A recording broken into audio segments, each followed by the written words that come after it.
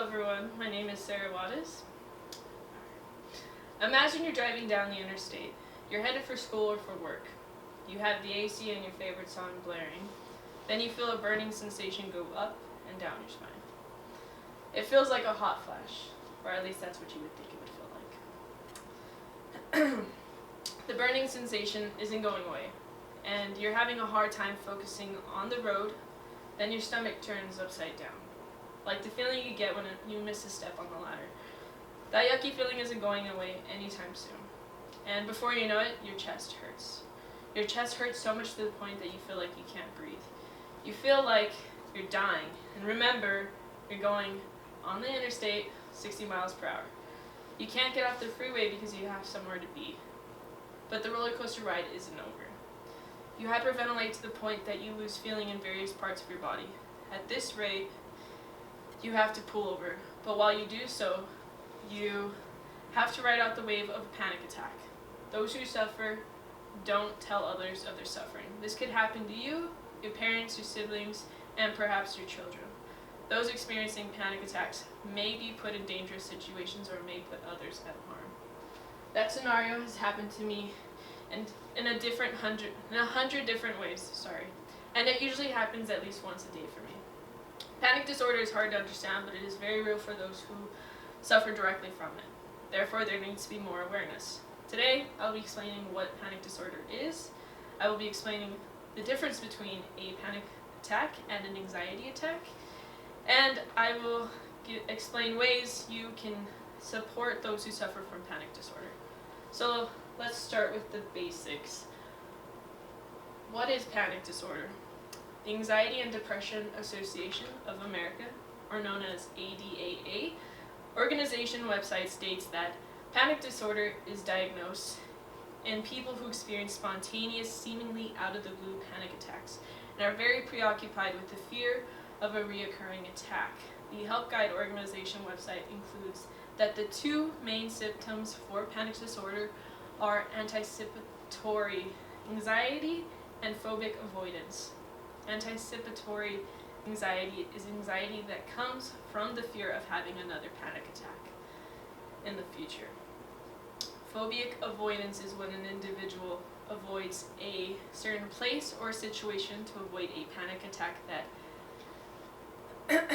may have already occurred in the given situation and or environment, which can be taken to an extreme known as agoraphobia. The mental health website states that about 1.7% of the adult U.S. population, which is the ages of 18 to 54, approximately 2.4 million Americans, have panic disorder in a given year. The mental health website also states that roughly half of all people who suffer from panic disorder develop the condition before the age of 24. Anyone can be diagnosed with panic disorder or can experience panic attacks without being diagnosed. An individual may have panic attacks due to hypothermia, hypoglycemia, amphetamines, and even caffeine.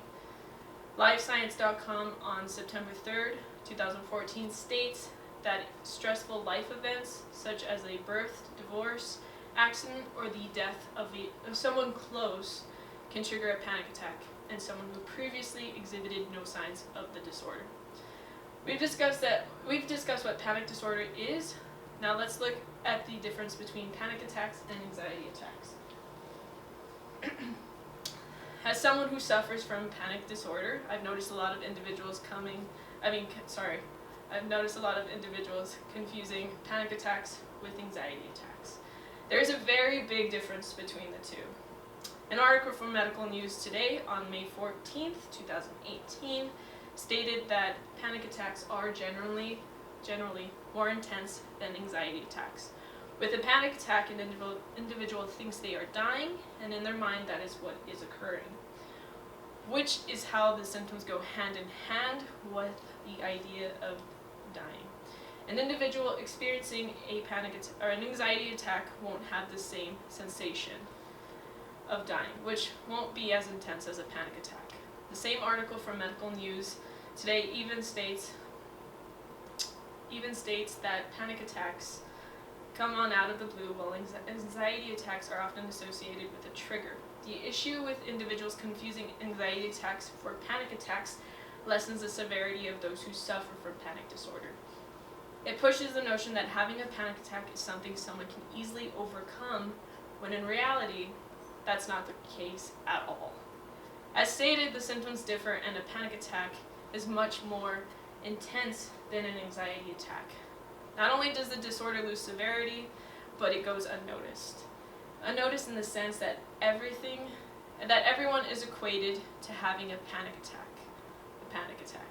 when it wasn't as extreme, which may make an individual feel as though their disorder isn't important or as important. So now we've discussed the difference in panic and anxiety attacks. Now I want to give you guys some tips on helping those who suffer. Okay. Suffering from a mental disorder is hard in general, but I want to offer tips in case you meet someone who suffers from panic disorder. An article from reachout.com states that an individual should learn more about anxiety disorders so they have a better understanding. If an individual is able to understand this disorder, they will be able to support them when they are experiencing an attack. You can be able to validate their attack because a panic attack is something that that individual can only experience, therefore you can't. The mental health first aid website states that listening non-judgmentally can be a useful tool, and even states that you shouldn't always assume you know what's best for them. More importantly, celebrate their success. In an article from Anxiety Century on June 25th, 2019 states that on the way to lasting success, there are often a great many little steps and victories. Celebrate them. Make a big deal about them. The ordinary things people do are hard for those of us who suffer from any type of mental disorder. So celebrating each of those ordinary moments makes us feel worthy and appreciated.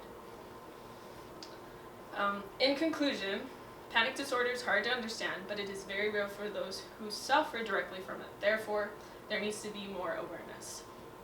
I've talked about what panic disorder is, the difference between a panic attack and an anxiety attack, and how you can support those who suffer from the panic disorder.